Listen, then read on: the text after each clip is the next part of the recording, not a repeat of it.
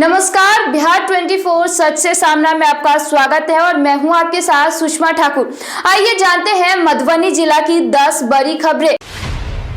झंझारपुर में बाइक की डिक्की से 1 लाख रुपया उड़ाया गया। जी हां, बाइक डिक्की चोर का ग्रुप कारनामा यहां लगातार बढ़ता ही जा रहा है। स्टेट बैंक इन अपराधियों का शरण स्थली है, जहां घात लगाकर हर आने जाने वाले लोगों पर इस गिरोह का नजर रखे रहते हैं। पैसा निकाल कर जाते वक्त इनका पीछा करते हैं और मौका मिलते ही फलक झपकते ही डिक्की तोड़कर रुपया उड़ा लेते हैं। इसी प्रकार के हादसे का शिकार मंगलवार शाम गोधनपुर गांव निवासी अरुण कुमार शाह के साथ हुआ है। स्टेट बैंक से 1 लाख रुपए की निकासी कर मोटरसाइकिल की डिक्की में बैग रखे और कैथनिया गुमती स्थित विक्रम एक्सरे के अंदर कुछ काम के लिए गए थे। कुछ ही सेकंड में बाहर निकले, तब तक डिक्की से पैसा निकाल चुका था। जिस बैग में उन्होंने पैसा रखा था उसमें कई अन्य कागजात भी था। पीड़ित अरुण कुमार शाह थाना की ओर न्याय की गुहार लगाने के लिए पहुंचे थे। यहाँ जानते हैं कि कांड में सिर्फ प्राथमिकी दर्ज होकर ही रह जाती है। इससे पूर्व भी कई प्रकार की घटनाएं हुई जिसमें पुलिस रिकवरी करने में असफल रही है। तमाम सीसीटीवी कैमरे और बैंक में सुरक्षा रहने के बावजूद भी इस प्रकार के अपराधी तत्वों की पहचान करने में पुलिस असफल रही है, जिसके कारण स्टेट बैंक से पैसा निकालना और घर सुरक्षित लेकर जाना आम लोगों के लिए एक चुनौती बना हुआ है। घने कोहरे के कारण झंझारपुर थाना क्षेत्र NH57 पर हीरा पेट्रोल पंप के पास 2 ट्रक की टक्कर में एक ट्रक चालक बुरी तरह जख्मी हो गया है। चालक उत्तर प्रदेश के ईटा के रहने वाला दानवीर राजपूत का पुत्र प्रवीण राजपूत बताया गया है। उसका पैर बुरी तरह क्षतिग्रस्त हो गया है। उसे इमरजेंसी में अनुमंडल अस्पताल से दरभंगा भेजा गया, जिसमें SHO चंद्रमणि ने बताया कि संभव किसी अज्ञात ट्रक को पीछे से ठोकर मारी गई होगी। पीछे वाली ट्रक के ड्राइवर का केविन बुरी तरह क्षतिग्रस्त है। घायल चालक का मात्र 19 वर्ष होना चालक की वैधता पर प्रश्न चिन्ह खड़ा कर रहा है। पुलिस अभिरक्षा में दुर्घटनाग्रस्त ट्रक हीरा पेट्रोल पंप के पास रखा गया है। चालक को इलाज के लिए भेजा गया। ट्रक गुवाहाटी जा रही थी। मधुबनी जिला के जयनगर में कमला पुल के पास एक कार नहर में गिर गई। यह घटना कमला पुल के पश्चिमी तट पर स्थित नहर में हुई। रात के समय नहर में गिरी कार को जब ग्रामीणों ने देखा तो दुर्घटना की जानकारी हुई। इसकी सूचना स्थानीय थाना को दिया गया। पुलिस को कार में कोई व्यक्ति नहीं मिला। गाड़ी का नंबर प्लेट भी नहीं था। इस दुर्घटना को देखने के लिए आसपास के लोगों की भीड़ उमड़ पड़ी। खबर लिखे जाने तक गाड़ी किसका है यह पता नहीं चला है अभी तक। मधुबनी पुलिस कप्तान डॉक्टर सत्यप्रकाश जयनगर थाना सर्किल इंस्पेक्टर कार्यालय DSP कार्यालय का औचक निरीक्षण किया। वार्षिक समीक्षा बैठक की। पुलिस पदाधिकारियों समेत चौकीदारों और कर्मियों को कई आवश्यक दिशा निर्देश दिए गए। मौके पे ASP डॉक्टर शौर्य सुमन, सर्किल इंस्पेक्टर प्रवीण कुमार झा, जयनगर थाना अध्यक्ष संजय कुमार, देवधा थाना अध्यक्ष रमेश कुमार शर्मा, बासोपट्टी थाना अध्यक्ष इंदल यादव, लदनिया थाना अध्यक्ष संतोष कुमार समेत अन्य पुलिस पदाधिकारी कर्मी मौजूद थे। मधुबनी जिला भाजपा कार्यालय में प्रेस को संबोधित करते हुए भाजपा के जिला अध्यक्ष शंकर झा और व्यापार मंडल के अध्यक्ष रणधीर खन्ना ने बताया कि किसान बिल किसानों के हित में है।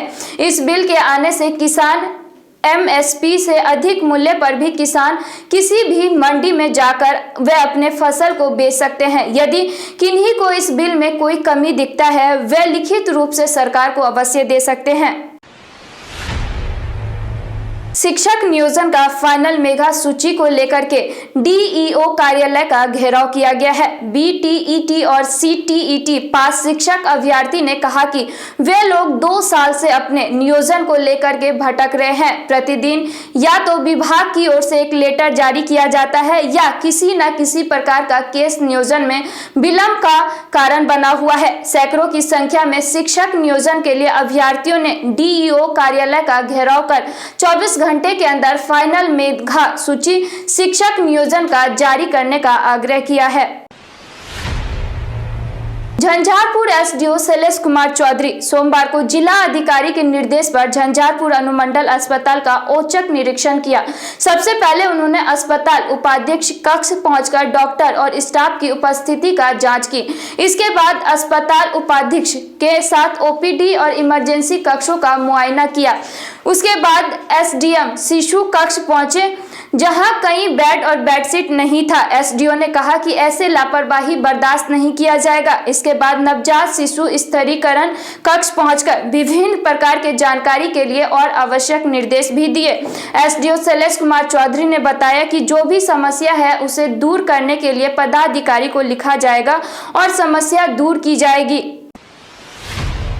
हरलाखी थाना क्षेत्र के पिपरोन गांव में सीढ़ी से गिरकर एक विवाहिता की मौत हो गई। मृत महिला की पहचान रंजन कुमार की 20 वर्षीय पत्नी नीतू कुमारी बताई जा रही है। घटना की सूचना मिलते ही हरलाखी थाना के जेएसआई शिवजी सिंह ने घटना स्थल पर पहुंचकर मामले की जांच शुरू कर दी है। इस संबंध में पिपरोन गाँव में ही एक मृतका की मां अनीता देवी थाना पुलिस को एक आवेदन दी है, जिसमें बताई है कि उनकी पुत्री घर में अकेली थी। परिवार के सदस्य इलाज के लिए साहर घाट गए हुए थे। इसी दौरान विवाहिता सीढ़ी के रास्ते छत पर चढ़ रही थी, तभी पैर फिसलने से नीचे गिर गई और उसकी मौत हो गई। थाना अध्यक्ष इस बाबत प्रेमलाल पासवान ने बताया कि आवेदन के आधार पर आगे की कार्रवाई की जा रही है।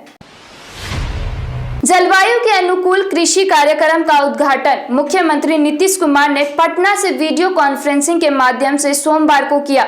सुखेत कृषि विज्ञान केंद्र में किसानों के लिए कार्यक्रम दिखाने की व्यवस्था कृषि विभाग द्वारा की गई थी। डीडीसी अजय कुमार सिंह एवं एसडीओ शैलेश कुमार चौधरी भी वहां पहुंचे थे।